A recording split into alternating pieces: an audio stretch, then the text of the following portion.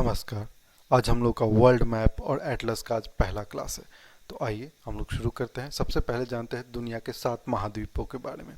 ठीक है, तो ये वाला जो ये क्षेत्र देख रहे हैं ये कहलाता है एशिया महाद्वीप।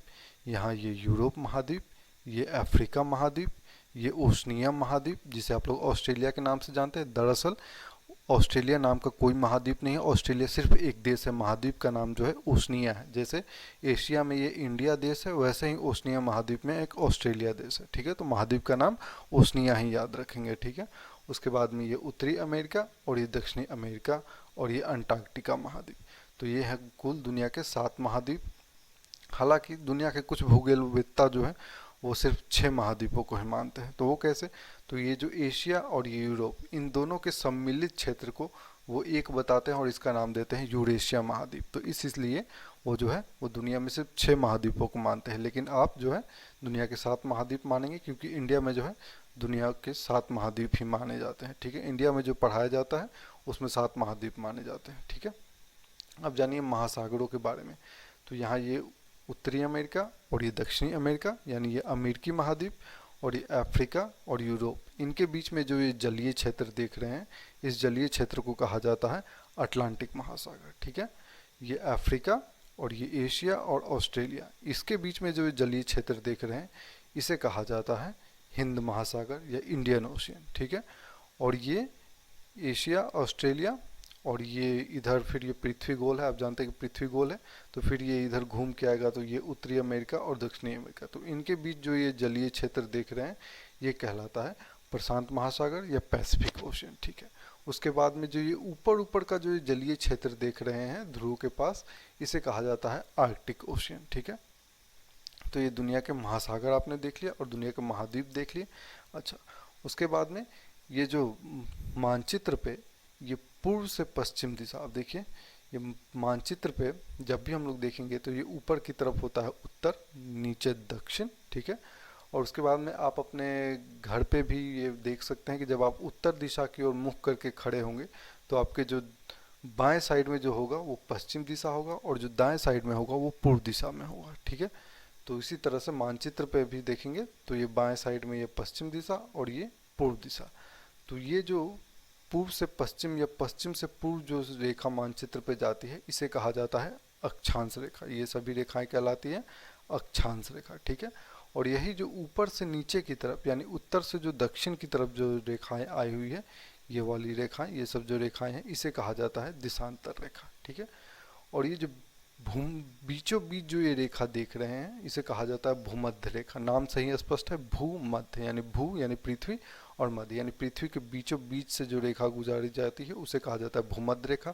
इसे 0 डिग्री रेखा या 0 डिग्री इक्वेटर या विषुवत रेखा भी कहा जाता है। ठीक है, इसके 23.5 डिग्री उत्तर दिशा में जो रेखा है उसे कहा जाता है कर्क रेखा, और जो इस 0 डिग्री से 23.5 डिग्री दक्षिण दिशा में जो रेखा है उसे कहा जाता है मकर रेखा। ये जानना क्यों जरूरी है कर्क रेखा और मकर रेखा?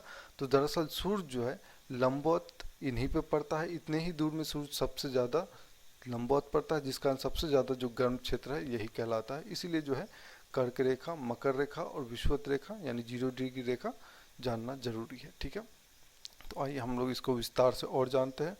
तो ये देखिए, ये यहाँ पे ये देखिए इक्वेटर यानी ये 0 डिग्री रेखा। तो देखिए यहाँ पे आपसे जो है प्रश्न कई तरह से पूछे जाते हैं। अगर आपसे प्रश्न पूछा जाता है कि 0 डिग्री रेखा या फिर भूमध्य रेखा या विषुवत रेखा आखिर किन महाद्वीपों से होकर गुजरता है, तो सबसे पहले यहाँ देखिए, अभी मैंने आपको बताया महाद्वीप में यह है आपका दक्षिणी अमेरिका, अफ्रीका और यहाँ ये है एशिया महाद्वीप। ठीक है, तो और यहाँ पे ये एक जो है यहाँ पे एक आइलैंड पड़ता है जिसे कहा जाता है किरिबाती आइलैंड। ये दरअसल ओशनिया महाद्वीप का हिस्सा है, तो ये ओशनिया महाद्वीप से ही गुजरता है। यहाँ देखने से आपको लगेगा कि ये एशिया महाद्वीप का ही हिस्सा होगा, लेकिन नहीं, दरअसल एशिया महाद्वीप जो है यहीं तक है, यहाँ से जो ऊपर है ये एशिया महाद्वीप है, बाकी इधर जो ये आइलैंड देख रहे हैं ये सब ओशनिया महाद्वीप के अंतर्गत आते हैं। ठीक है, तो ये एक तो इस तरह से क्वेश्चन पूछेगा।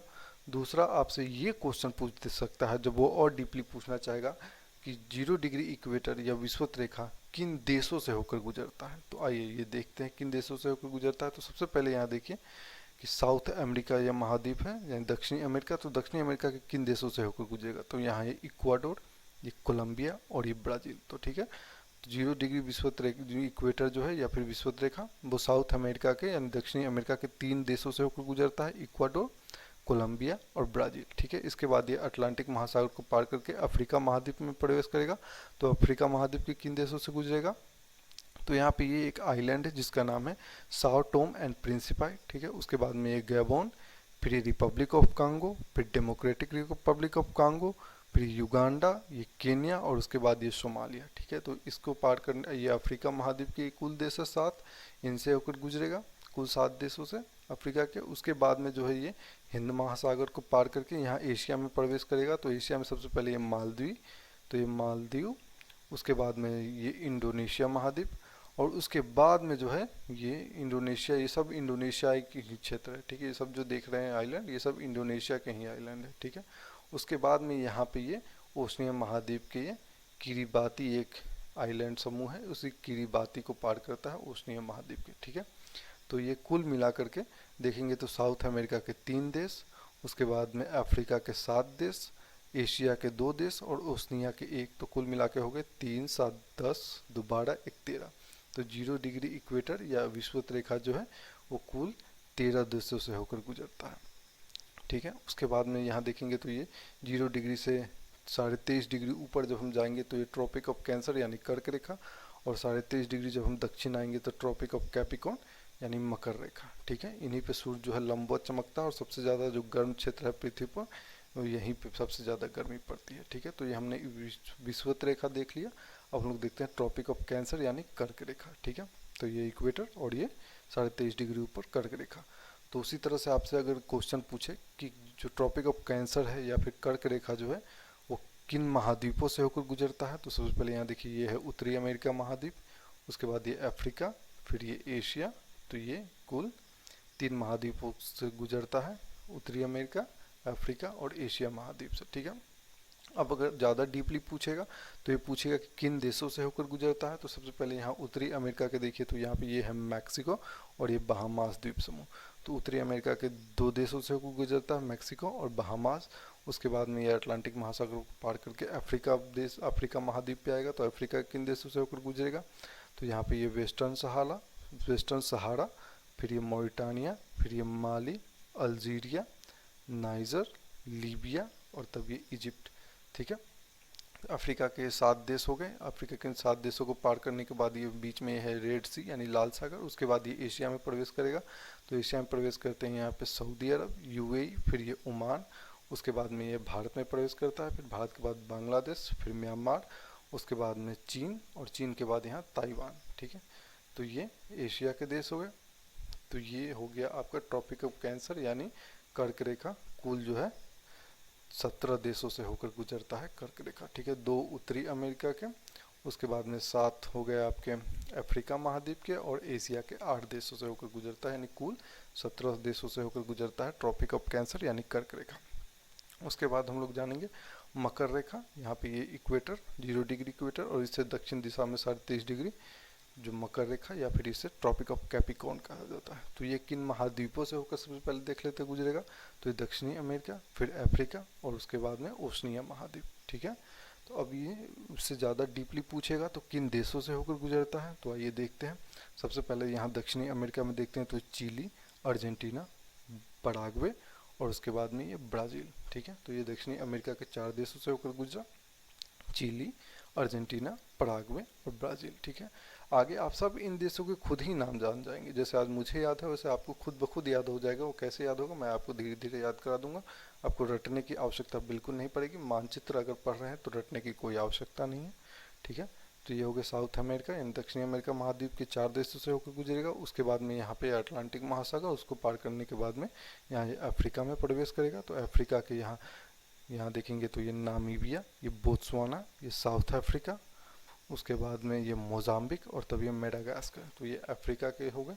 तो ये अफ्रीका के कुल 5 देशों से होकर गुजरेगा। उसके बाद में जो है ये ओशनिया महाद्वीप में आएगा। तो ये ओशनिया महाद्वीप में ये है ऑस्ट्रेलिया देश।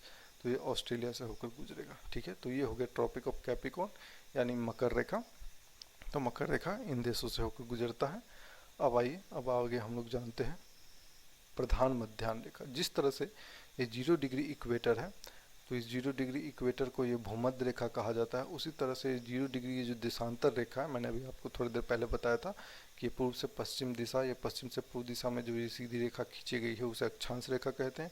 और ये उत्तर से दक्षिण रेखा या फिर ऊपर से नीचे की तरफ जो रेखा खींची गई है मानचित्र पे उसे देशांतर रेखा कहते हैं। तो जिस तरह से इस 0 डिग्री इक्वेटर यानी 0 डिग्री अक्षांश रेखा का नाम भूमध्य रेखा विषुवत रेखा है, उसी तरह से 0 डिग्री देशांतर रेखा को प्रधान मध्याह्न रेखा कहा जाता है। तब ये सवाल उठता है कि प्रधान मध्याह्न रेखा जो ये आई है ये किन महाद्वीपों से होकर गुजरता है। तो महाद्वीपों से ये है आपका यूरोप महाद्वीप, फिर ये अफ्रीका महाद्वीप और उसके बाद में ये अंटार्कटिका महाद्वीप। ठीक है, अब ये सवाल उठता है कि अब ये किन देशों से होकर गुजरती है। तो सबसे पहले यहाँ यूरोप में आएंगे, तो यूरोप में यहाँ ये यूके, फिर ये फ्रांस और तब ये स्पेन। ठीक है, उसके बाद में ये भूमध्य सागर को पार करके यहाँ अफ्रीका में प्रवेश करेगा। तो अफ्रीका में यहाँ अल्जीरिया, फिर माली, ये बुर्किना फासो और उसके बाद में ये घाना और टोगो दोनों की सीमा से होकर गुजरता है। तो उसके बाद में ये अफ्रीका को पार करने के बाद में यहाँ ये आएगा अंटार्कटिका महाद्वीप में। तो अंटार्कटिका महाद्वीप में और डीपली पूछेगा तो अंटार्कटिका महाद्वीप में जो जिस जगह ये 0 डिग्री रेखा गुजरती है उसे कहा जाता है क्वीन मॉड लैंड। ठीक है, इस जगह कहा जाता है क्वीन मॉड लैंड। ठीक है, तो ये हो गया आपका प्रधान मध्याह्न रेखा, कर्क रेखा, विषुवत रेखा। ठीक है, ये सब हो गया आपका मकर रेखा। अब आइए, अब हम लोग जानते हैं यहाँ ये देखिए महाद्वीप फिर से एक बार देख लीजिए, क्योंकि अब हम जो जानेंगे कि आखिर ये एशिया और यूरोप इनकी सीमा आखिर कैसे निर्धारित की गई है, इनके बीच में क्या है जिससे माना जाता है कि इस पार ये एशिया है और इस पार ये यूरोप है। ठीक है, और फिर एशिया में कितने देश हैं इन सब के नाम भी हम लोग देखेंगे, आपको खुद ब खुद ये याद हो जाएगा। ठीक है, रटने की आवश्यकता नहीं पड़ेगी।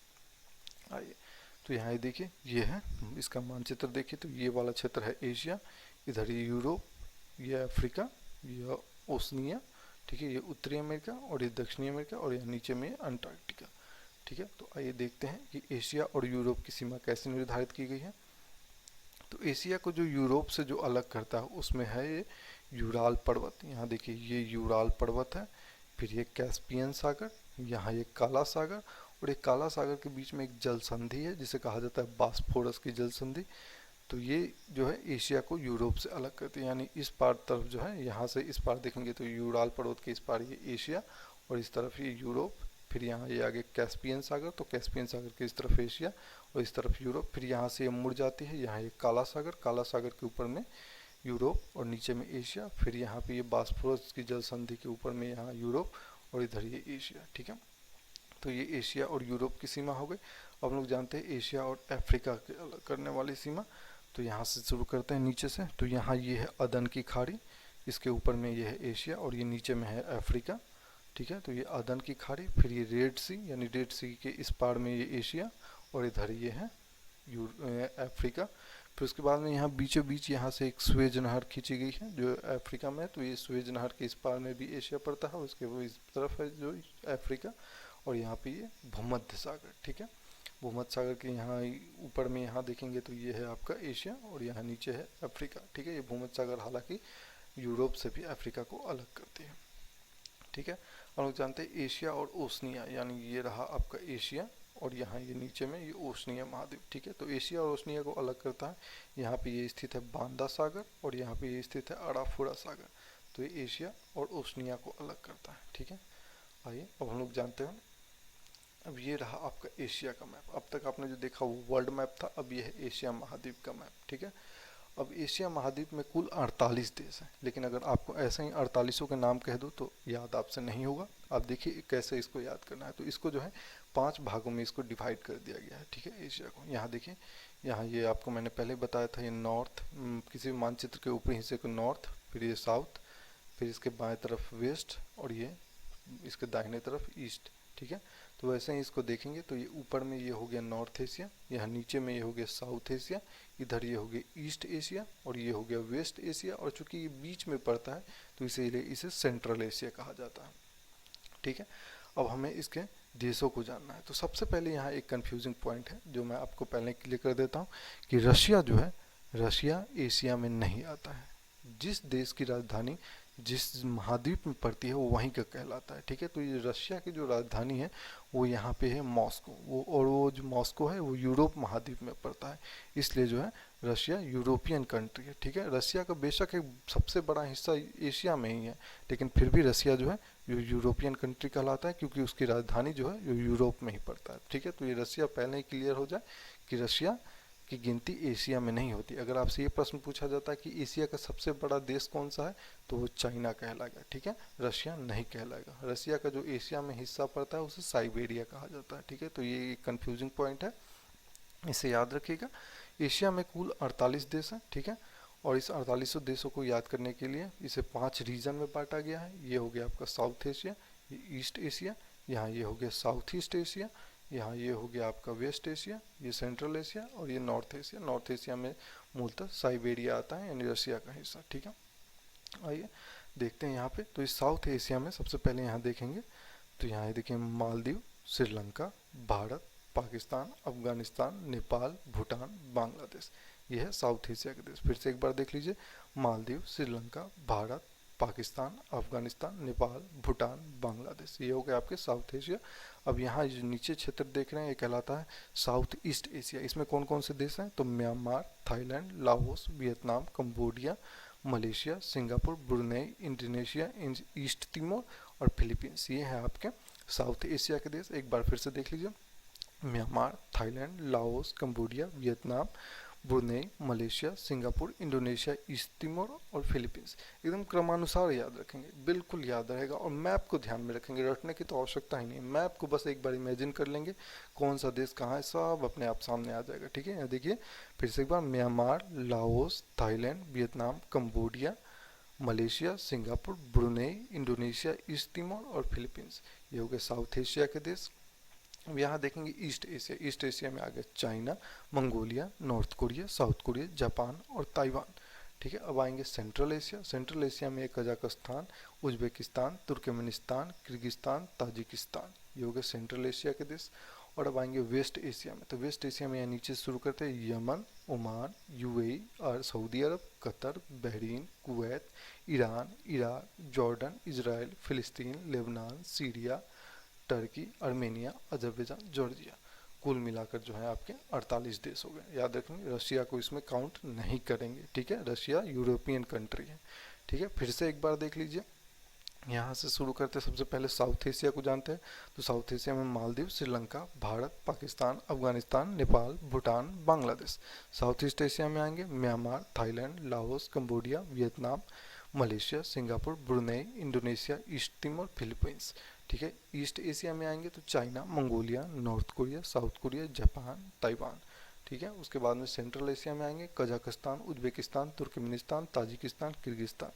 वेस्ट एशिया में आएंगे Yemen, Oman, UAE, Qatar, Saudi Arabia, Bahrain, Kuwait, Iran, Iraq, Jordan, Israel, फिलिस्तीन, लेबनान, सीरिया, तुर्की, अर्मेनिया, अजरबैजान, जॉर्जिया। कुल मिलाकर 48 देश। तो ये है आपका मानचित्र का पहला क्लास। अब हम नेक्स्ट क्लास में ये जानेंगे साउथ एशिया के बारे में, कंप्लीट डिटेल, पर्वत, पठार, मैदान, भूभाग। देखिए ज्योग्राफी बिना मानचित्र का पढ़ना एक अधूरा है, समय की बर्बादी है, समय व्यर्थ करना है। ठीक है, बिना मानचित्र के ज्योग्राफी कंप्लीट नहीं किया जा सकता है। ठीक है, तो अगले क्लास में हम लोग जानेंगे यहाँ ये साउथ एशिया के बारे में, फिर साउथ ईस्ट एशिया, फिर उसके बाद में पूरे एशिया को जानेंगे, फिर अफ्रीका और ओशनिया महाद्वीप, उत्तरी अमेरिका, दक्षिणी अमेरिका, इन सब के बारे में जानेंगे। और आप खुद ब खुद इमेजिन करेंगे, प्रश्न देखेंगे कि आप अगर आप प्रीवियस ईयर का अगर क्वेश्चन कभी लगाए होंगे तो आपको खुद ब खुद समझ में आएगा कि आखिर प्रश्न कहाँ से आजकल एग्जाम में आते हैं ज्योग्राफी में। ठीक है, मिलते हैं नेक्स्ट वीडियो में। बहुत बहुत धन्यवाद।